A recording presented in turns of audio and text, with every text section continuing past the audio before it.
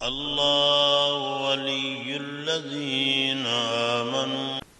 قاری عبدالباسط مرحوم کیسے پڑھتے تھے؟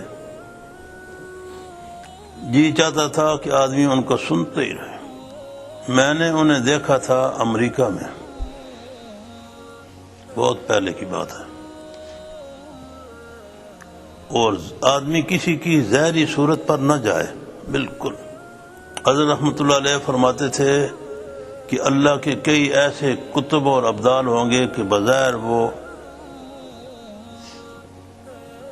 شریعت کتابیں ان کی شکل و صورت نہیں ہوگی، لیکن اندر سے بہت پاک ہوں گے، اندر سے بڑے صاف ہوں گے، مصفہ ہوں گے۔ قاری عبدالباسط صاحب جب امریکہ میں واشنگٹن میں آئے اور ایک بڑے ہوٹل میں ان کی رہائش رکھی گئی تھی، جب میزبان انہیں لے کر اس ہوٹل کی اس رہائش گاہ میں پہنچ کر الوداع ہونے لگے،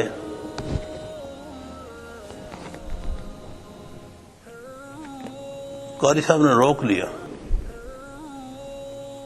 قاری صاحب نے کہا ابھی کہاں جا رہے ہو؟ انہوں نے کہا ہم اپنی مسجد میں جا رہے ہیں۔ تو فرمایا مجھے کہاں چھوڑ کے جا رہے ہو؟ حضرت آپ نے یہاں رہنا؟ انہوں نے کہا نہیں نہیں نہیں، مجھے ادھر نہیں رہنا، مجھے مسجد میں رہنا ہے، یہاں کیوں لے آئے مجھے؟ میں ادھر نہیں رہتا، میرا سامان اٹھاؤ۔ اس بڑے ہوٹل کو چھوڑ دیا جو بڑا ہی ٹاپ کا ہوٹل تھا اور اس کے اندر بڑی خرافات تھی، اور ماننے لگے نہیں نہیں مجھے ادھر نہیں رہنا بھائی، میرے سیکرٹری نے نہیں آپ کو بتایا کہ میں ایسے جگہوں پر نہیں رہتا، جہاں پروگرام ہوتا ہے میں وہیں جاتا ہوں، انہیں کے پاس رہتا ہوں، کوئی نہیں تو مسجد میں پڑا رہتا ہوں، مجھے بالکل نہ یہاں چھوڑ کر جانا۔ چنانچہ ساتھیوں نے ان کا سامان پھر اٹھایا اور بڑی انہوں نے شدت سے کہا کہ مجھے یہاں نہیں رہنا، جلدی اٹھاؤ۔ خود اٹھ کھڑے ہوئے، سامان اٹھایا تو بس پھر وہیں پہنچ گئے اپنی ایک اپارٹمنٹ میں، ایک پرانا سا اپارٹمنٹ بیٹھک میں۔ اور قاری صاحب نے پھر ایسے سمجھیں کہ ان کی عادت شریفہ یہ تھی کہ وہ بس رات بھر تلاوتی اور نوافلی پڑھتے تھے، اور اللہ نے پھر کیسی انہیں ایک خاص مقام نصیب فرمایا پوری دنیا میں۔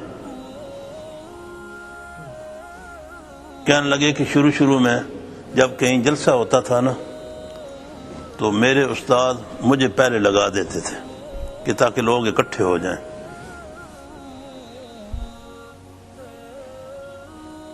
میں پھر پڑھتا رہتا تھا۔ پھر جب بڑے قراء کی باری آتی تھی، تو جلسہ ان کے حوالے ہو جاتا تھا۔ پھر ایک وقت یہ آیا کہ جب میں پڑھ کے فارغ ہوتا تھا، بڑے قراء کی باری جب آتی تھی تو لوگ اٹھ کے چلے جاتے تھے، بڑے قراء کو کوئی سنتا ہی نہیں تھا، جو ان کے استاد تھے ان کو کوئی نہیں سنتا تھا۔ پھر یہ وقت آیا کہ بڑے قراء کو کوئی بلاتا ہی کوئی نہیں تھا، بس میں ہی۔ تو فرمانے لگے بھائی اب اس چیز پر انسان اللہ کا شکر کیوں نہ ادا کرے؟ یوں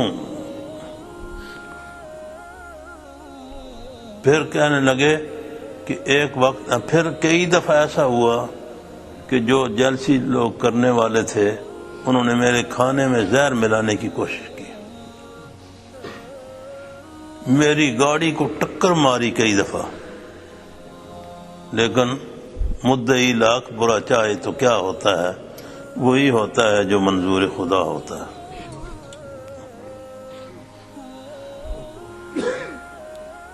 تو قاری صاحب جب پڑھتے تھے تو دل کرتا تھا کہ بس آدمی بار بار بس اسی کو سنتا رہے اور ایک ہی جگہ پر ٹیپ لگاتا رہے۔